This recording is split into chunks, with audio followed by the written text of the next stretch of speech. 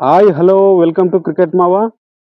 ఈరోజు జరుగుతున్న double header మ్యాచ్లో రెండు మ్యాచ్లు కూడా ఇంట్రెస్ట్గా ఉండబోతున్నాయి. అందులో మొదటి match Mumbai Indians versus Delhi Capitals. వీళ్ళిద్దరి మధ్యలో జరుగుతున్న మ్యాచ్ ఇద్దరికి విజయం కంపల్సరీ.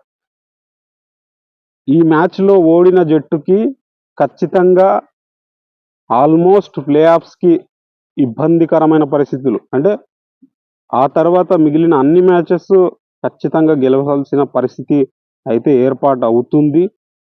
ఖచ్చితంగా ఈ మ్యాచ్లో గెలిచిన జట్టుకి కొద్ది వరకు అడ్వాంటేజ్ ఉంటుంది. కాబట్టి ఇరు జట్లు కూడా ఈ మ్యాచ్ని ఖచ్చితంగా గెలవాలనే ఇంట్రెస్ట్గా ఉంటాయి. చాలా ఇంట్రెస్టెడ్గా మ్యాచ్ ఉంటుంది. లాస్ట్ టైం ముంబైలో ఇదే ఢిల్లీ క్యాపిటల్స్కి ముంబైకి జరిగిన మ్యాచ్ నానా రచ్చ జరిగింది. చివరి వరకు ఢిల్లీ కూడా ప్రయత్నం చేసింది. ముంబై అద్భుతంగా 230+ స్కోర్ కొట్టింది. షెఫర్డ్ లాస్ట్ ఓవర్లో ఒక 32 రన్స్ కొట్టి అక్కడ రికార్డ్ క్రియేట్ చేశాడు. ఈ రోహిత్ శర్మ అదేవిధంగా ఇషాన్ కిషన్ ఇద్దరు కూడా మంచి పార్ట్నర్షిప్ బిల్డ్ చేశారు. రోహిత్ శర్మని అక్షర్ పటేల్ బౌల్ చేశాడు. ఇవన్నీ జరిగాయి. అక్కడ ముంబై ఇండియన్స్ 32 రన్స్తో విజయం సాధించింది. ఇక్కడ అదే రిపీట్ చేయాలని ముంబై అనుకుంటుంది. ఖచ్చితంగా వాళ్ళ హోమ్ గ్రౌండ్లో మేము ఓడిపోయాం కాబట్టి మా హోమ్ గ్రౌండ్లో మేము ఖచ్చితంగా గెలవాలనే ఆలోచనలో ఢిల్లీ ఉంటుంది. ఇరు జట్లకు కూడా సమస్యలు ఉన్నాయి.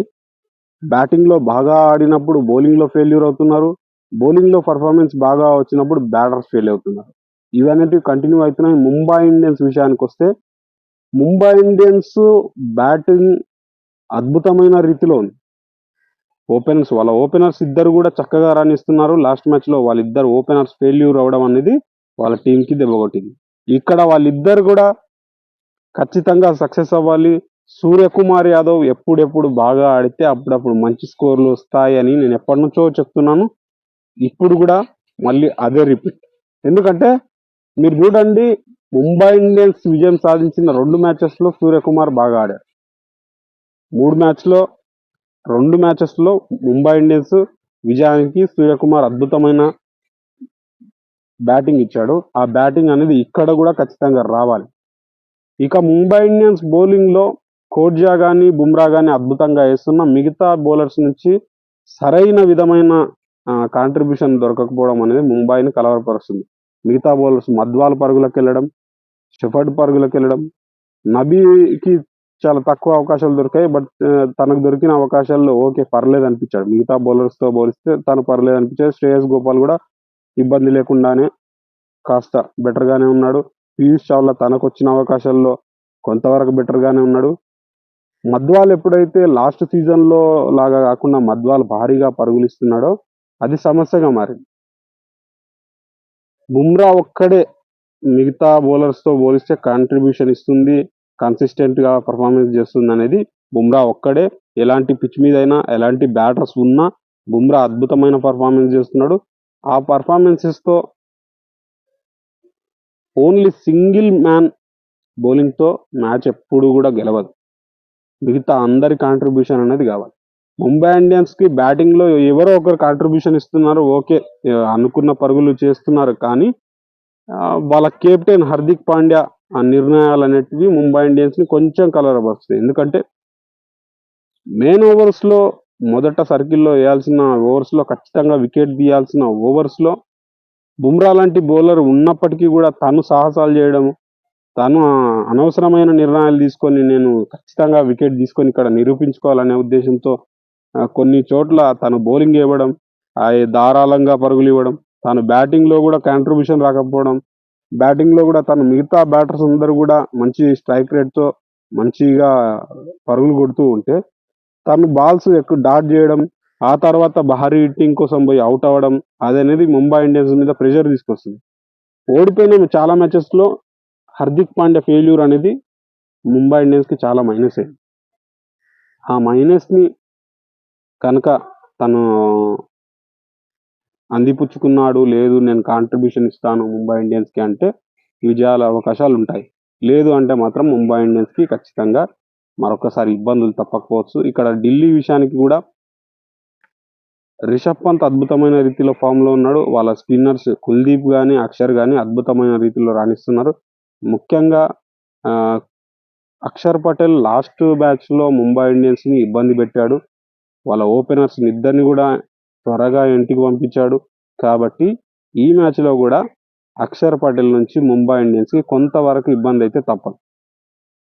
కుల్దీప్ యాదవ్కి కానీ అక్షర్ పటేల్కి కానీ పార్ట్నర్షిప్ని బిల్డ్ అవుతున్నప్పుడు విడదీయడం అనేది వీళ్ళకి బాగా చక్కగా తెలుసు. కుల్దీప్ యాదవ్కి ఇంకా బాగా చక్కగా తెలుసు. ఈ సీజన్లో ఇంకా బాగా కుల్దీప్ నుంచి వికెట్స్ వస్తూ ఉన్నాయి. ఖచ్చితంగా ఇక్కడ ముంబై మీద కూడా వికెట్స్ ఇవ్వాలనే ఆలోచనలో కుల్దీప్ ఉంటాడు.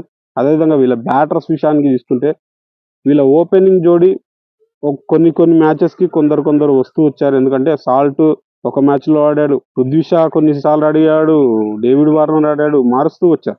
వీళ్ళు రెగ్యులర్గా మారుస్తూ వస్తున్నారు. ఆ మారుస్తున్న టైంలో ఈ మ్యాచ్లో ఏ ఇద్దరు ఓపెనర్స్తో వెళ్తారనేది కీలకం.